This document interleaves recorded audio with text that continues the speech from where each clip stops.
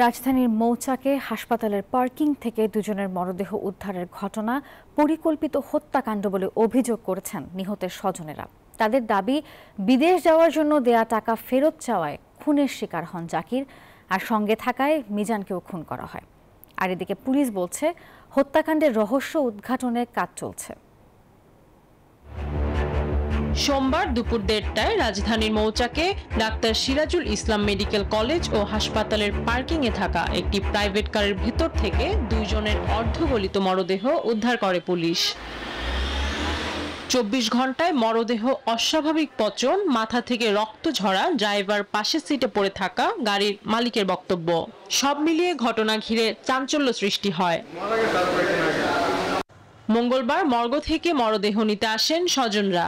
জানান, যুক্তরাষ্ট্র যেতে কয়েক বছর আগে এক এজেন্সিকে 25 লাখ টাকা দেন জাকির। যেতে না পেরে সে টাকা ফেরত চান তিনি। তবে তাকে মারধরের পাশাপাশি কয়েকবার হত্যার হুমকি দেওয়া হয়। গত 10 আগস্ট টাকা নিতে এসে খুনের শিকার হন জাকির। বান্ডেল থাকলে প্রতি সেনমানিতে টাকা বাঁচবে।